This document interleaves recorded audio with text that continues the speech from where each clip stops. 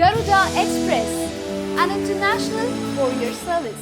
పొరుగున ఉన్న పెద్ద దేశాల ఆంక్షలతో దిగ్బంధం ఎదుర్కొంటున్న ఖతర్ తాజాగా భారత్తో సహా 80 దేశాల జాతీయులకు ఎలాంటి వీసా లేకుండా ప్రవేశం కల్పించనున్నట్లుగా ప్రకటించింది. దేశంలోకి వచ్చే 80 దేశాల జాతీయులకు వారి జాతీయత ఆధారంగా నెల నుంచి 6 నెలల వ్యవధి కలిగిన సందర్శనకు అనుమతిస్తామని ఖతర్ పర్యాటక మండలి అధ్యక్షుడు హస్సాన్ అల్ ఇబ్రహీం ప్రకటించినట్లుగా స్థానిక మీడియా వెల్లడించింది.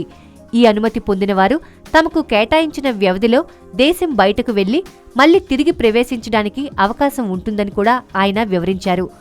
6 నెలల గడువు మరియు తిరుగు ప్రయాణం టిక్కెట్టు తప్పనిసరిగా ఉండాలని కూడా ఆయన చెప్పారు.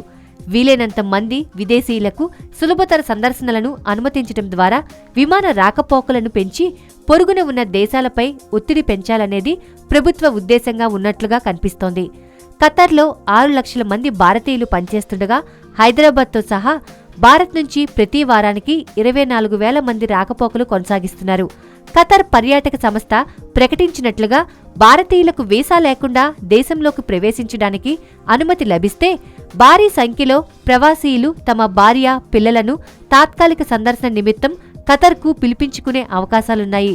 గల్ఫ్ దేశాలలో కార్మికులు, విదేశీ ఉద్యోగులు తమ భార్య పిల్లలను తమతో పాటు ఉంచుకోవడానికి లేదా తాత్కాలిక సందర్శన నిమిత్తం పిలిపించుకోవడానికి అనేక కఠోర నియమాలు అడ్డుగా ఉన్నాయి. దిగ్బంధం కారణాన ఈ రకమైన వెసులుబాటు ఇచ్చిన మొదటి గల్ఫ్ దేశం ఖతర్.